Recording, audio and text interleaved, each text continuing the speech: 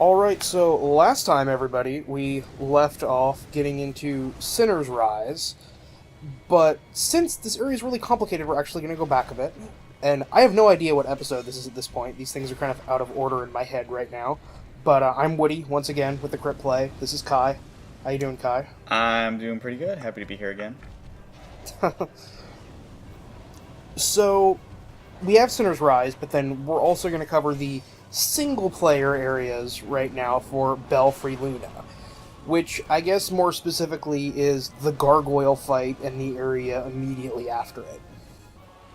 So, the Gargoyle fight.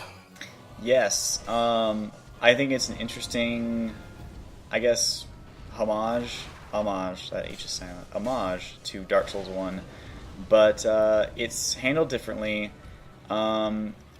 I don't know, it kind of feels like the Gargoyles four kingsified, I suppose. You know, That's a good way to look at it. A DPS race, essentially, which is cool. I don't mind there being a boss or two like that in the game.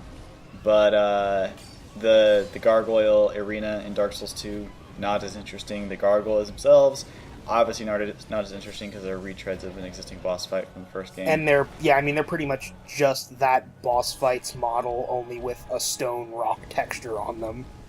Yeah, and I mean, obviously, the animations universally in Dark Souls 2 are far worse. So the new animations they give the Gargoyles, not as intimidating. And the fire effects are really bad. I will say I do like this fight mechanically, and I think the AI changing mechanic when they get low on health and backing up to do fire is a pretty cool mechanic for a horde fight, and it kind of prevents it from being like just a big mess of things attacking you all at once when you have them kind of going for different ranges. It still feels like a mess to me, I think, especially when you have four of them at relatively low health and then they're all backing up and doing fire attacks. So, I mean, I'm okay with there eventually being degrees of bullshittiness with enemy AI and boss fights, but in this case, I think that there's too many potential gargoyles that can be out at once with too many varying AI routines, and I think that the degree to which the boss fight works properly to when I feel it's not working as well as it should, that ratio is not so high in its favor. So, I don't know. I'm not such a fan of this fight.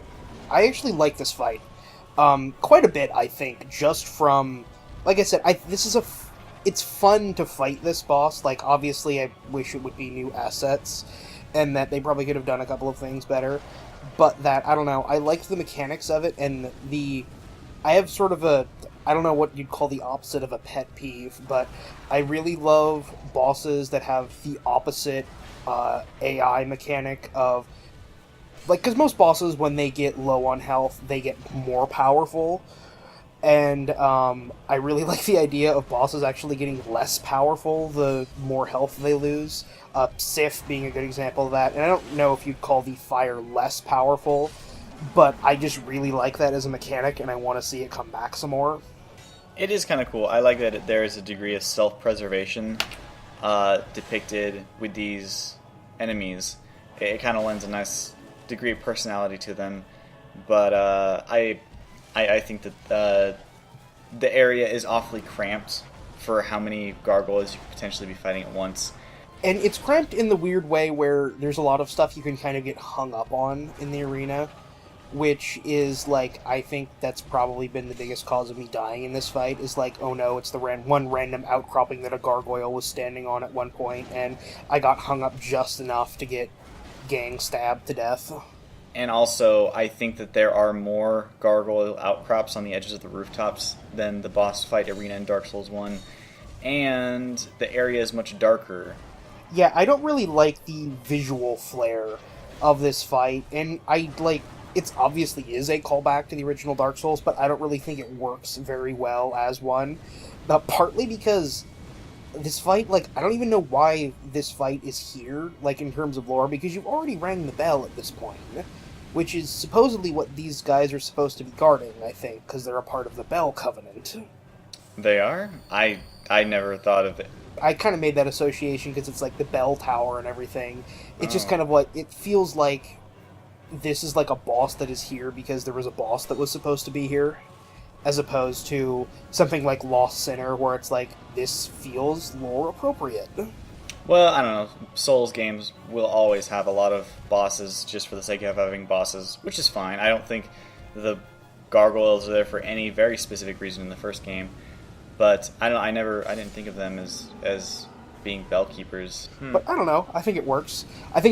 And I don't know. You could do a good association in future games of gargoyles are associated with bells.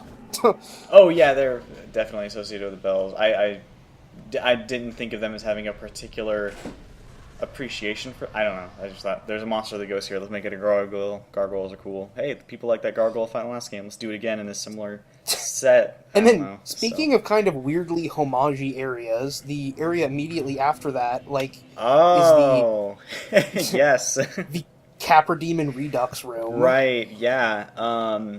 This is shameless. This room, a Capra Demon, I think that room, it's kind of, in the first game, it's in this kind of like township area, so it's kind of mixed in with other pieces of complex level design, so that when you go into this room, how weird the level design is, I don't think is immediately obvious, but it is a very strangely designed room. It also looks more decrepit. It's got, plants and stuff growing in it. But Dark Souls 2, you go across this upper area, and you climb down into this, I don't know, like this little courtyard, obviously Capra Demon-esque, with dogs mainly. And then you get invaded, so, there's more than a few similarities here. But this area is like, let's put the Capra Demon boss fight room here. Like, yeah. Souls games have weird level design. Level design doesn't always have to serve a functional purpose within the setting of the game world, but this just felt like hammy,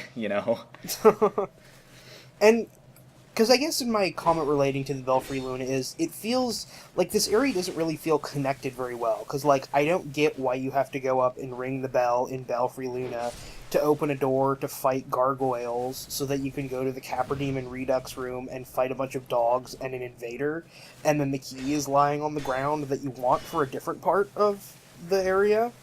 It's like one of those, it feels like kind of thrown together. Oh, totally. And I don't think it's any coincidence that these portions of the game are like just ripped from the first game while stacked basically right on top of each other. And they don't, like, mainly the Capra Demon room is really inorganically implemented. I think the fact that these are homages that are just like slapped on top of the game, no coincidence. Well, that's pretty much this area. So Sinner's Rise. The first thing to talk about for Sinner's Rise is what is possibly the dumbest bonfire in the game. You know what? I'm going to disagree. Yeah.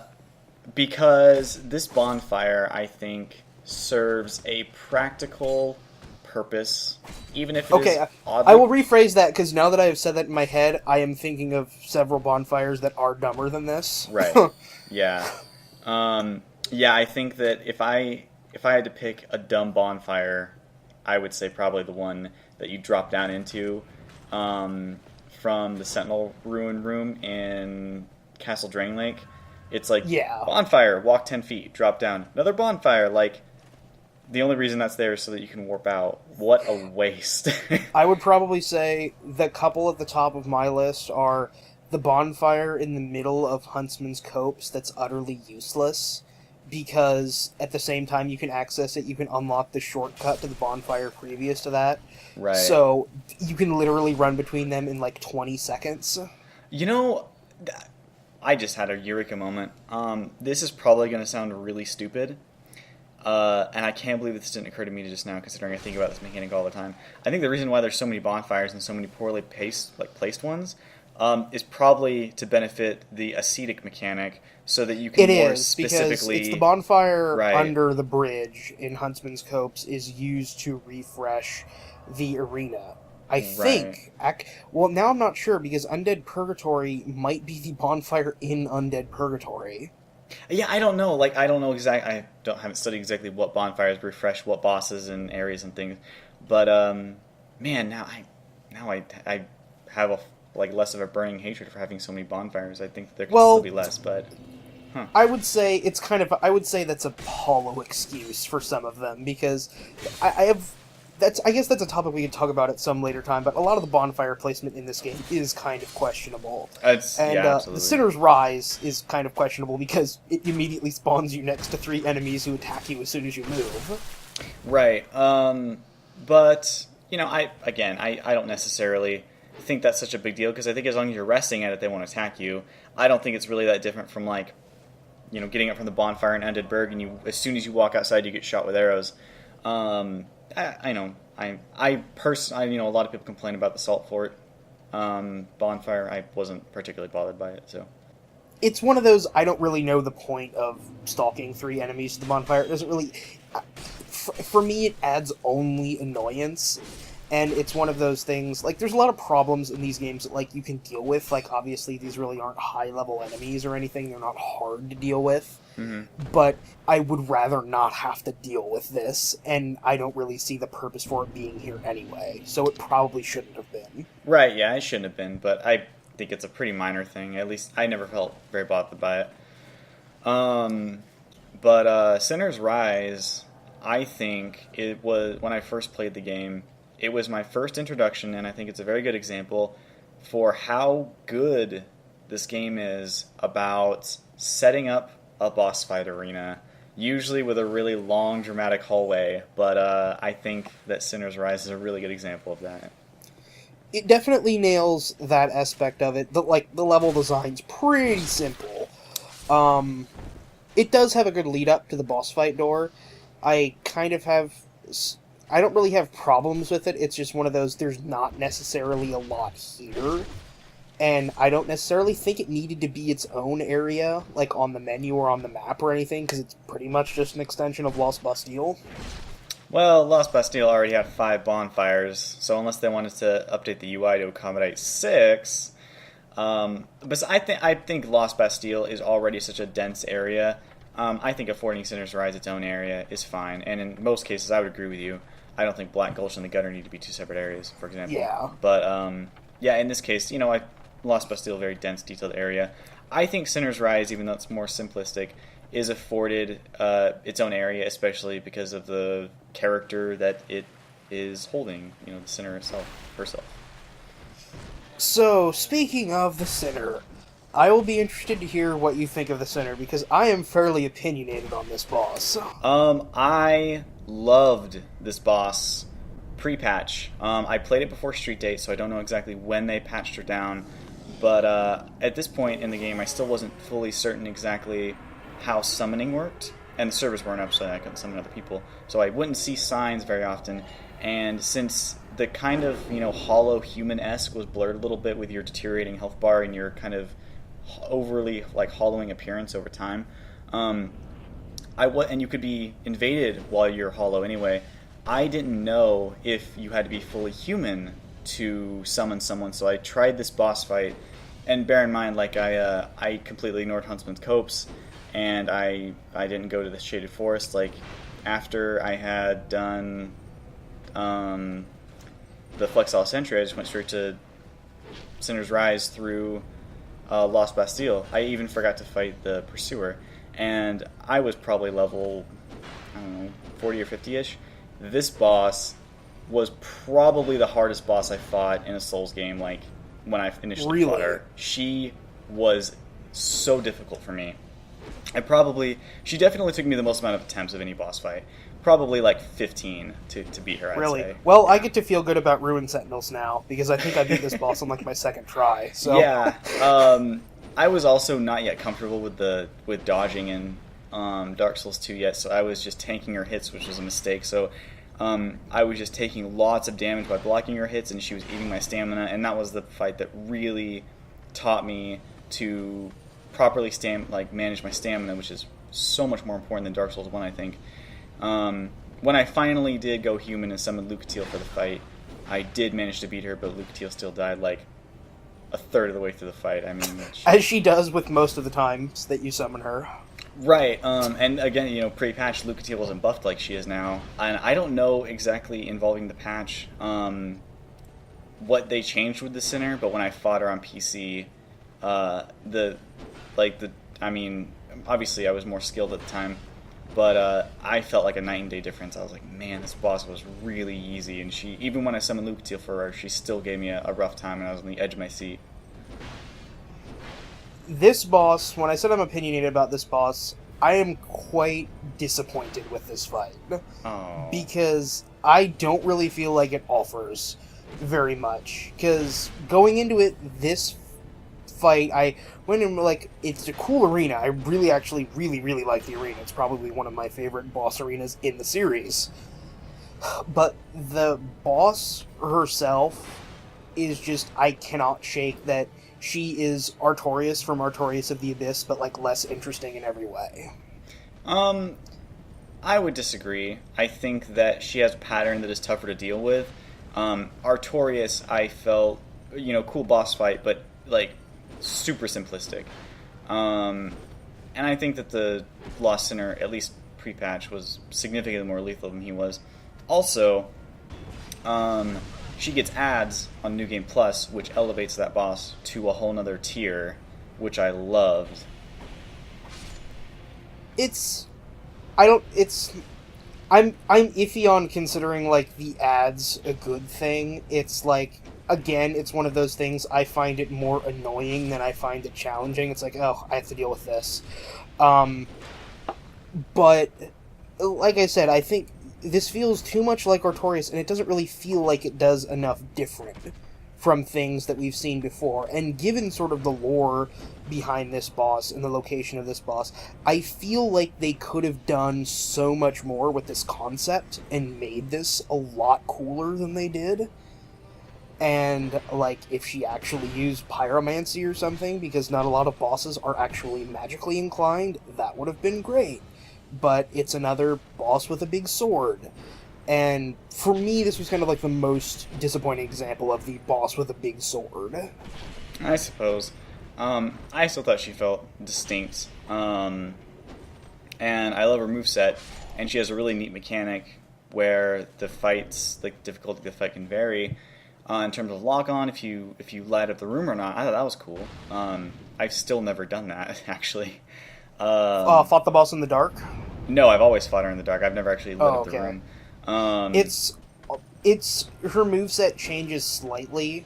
Like, she doesn't gain any new moves or lose any moves, but she will do certain things more frequently. I think she tends to jump a lot more in the dark, so keeping like the lock on her is a bit more difficult. Oh yeah, that was added to it. That my first playthrough, that was a nightmare.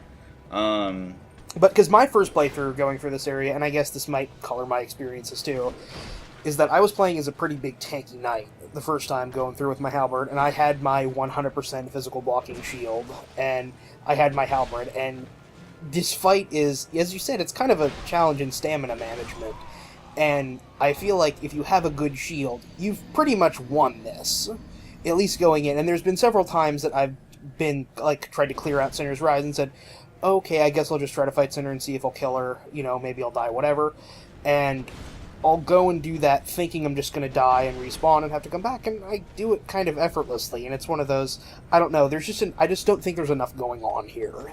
I see. I still really like the boss fight, and I think that the ads on New Game Plus complement her extremely well, especially because, it's not quite like Flexall Sentry where you jump into the boss fight, suddenly ninjas, you fight her down to about 2/3 of her health, and then the pyromancers spawn and then come help her out. And I thought that was really cool. And they even have like cool entrance animations where they jump in from the holes in the walls. Like, I really like that. And I like that concept of the light and dark mechanic of you can fiddle with stuff like that. And like if there was somewhat like if she fought dramatically differently in light and dark, and you kind of had to choose how you fought her. Like there was a different moveset, like maybe in the dark neither of you could see each other, and it was kind of like an old hero style hit and run fight or something. Like that would have been cool.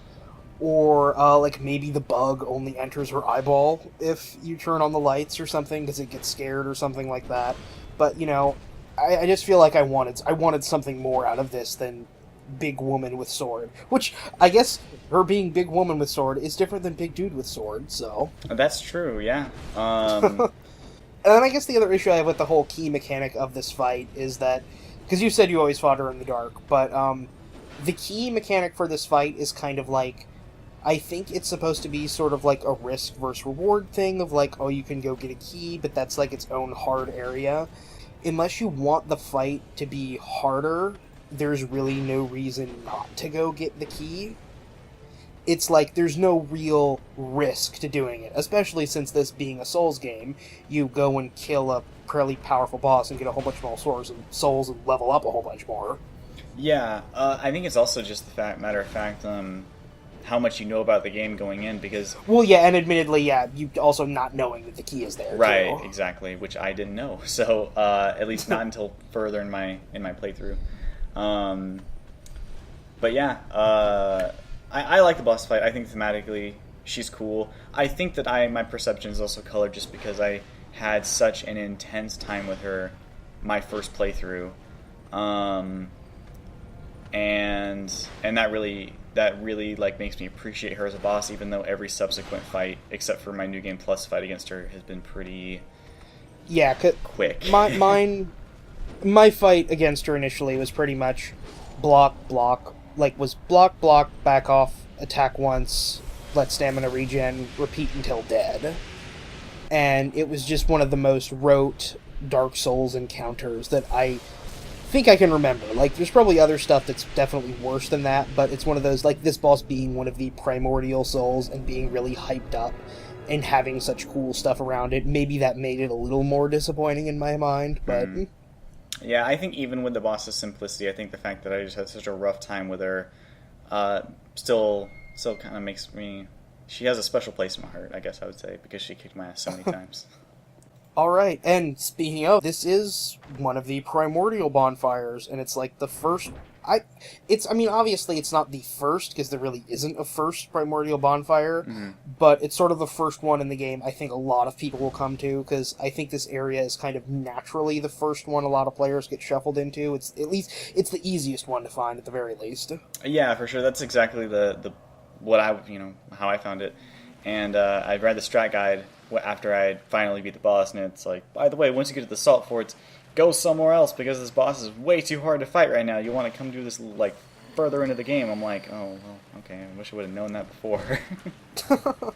I don't really have anything else for this area. You have anything else you want to go over? I think this is it's the first time I think we meet the exploding guys that actually explode into fire and not air, so they're kind of cool. And the enhanced undead. Those guys are cool. Ninja Turtle reject villains. Yeah, I love kiting them back to the elevator and making them fall into the water, or putting them on the elevator and sending it back up, and then they go all the way back up, and then they'll eventually fall off and die from fall damage. So that's kind of interesting. Yeah, I think those guys are kind of cool. They're also cool because you could backstab them, parry them, and riposte them, which I don't think you'd expect to do with an enemy of that caliber. So yeah, it's not really the kind of enemy you would expect to be able to do that with. Yeah, have you seen the parrying Drang-like video by chance? Yes, I have. Good. But yeah, so I think those enemies are cool. And that area is really dark, and you're half submerged in water. Even though it's very simple, I think that area, my first time through at least, was super nerve-wracking and really scary. So I'm fond of Sinner's Rise. So, and I guess what I would say about Lost Sinner is I do kind of like the lore around her, and I like that there's a lot of speculation over who she is, and there's probably a lot more evidence to support the like obvious conclusions for her than I think a lot of the other stuff people have been reaching for in these games. What's the conclusion you have come to or have heard about that seems sensible? The one that makes the most sense, and admittedly I'm not up to date on all my lore stuff, but is that she's Quelana. Am I right on the name? Because that's the pyromancy trainer from Dark Souls. I'm not getting my keys confused, am I? That's Quelana. Okay. Although, I wonder, because she seemed like a really wise, well-put-together character. I can't imagine she would try and do the same thing that devoured her sisters and destroyed her home. Did you just imply that a character in Dark Souls, the universe, is above having, like, a terrible fall into tragedy? I'm not necessarily, but I think if Quelana were to have that trait attached to her, I don't think it would be that. she's probably the wisest and most earnest character in Dark Souls 1, I think. And she even has firsthand experience outside of her sisters. I mean, even when she was training other pyromancers, like the very same thing happened to Solomon, and she warns you not to let that happen to you, because she has firsthand experience seeing it way too many times. I would trust Quaylana to not do that. I imagine the Lost Sinner is probably a character that we have no prior experience with. So, All right, well, everybody, I think that's gonna about do it. We're running out of stuff to say about Bastille, Sinner's Rise, and Belfry Luna. And we're going to be back next time. I think we're kind of doing a bit of a different formula now, so hopefully I can have these out faster and not have these massive, giant editing things. I'm sorry about that. I don't help. So. No, it's fine, it's fine, and I love talking about it, and I definitely want to keep doing these. Mm-hmm. But when you get a 2-hour audio conversation that you have to edit, it takes a bit of time. Of course, yeah. All right, so see everybody soon. All right, see you later.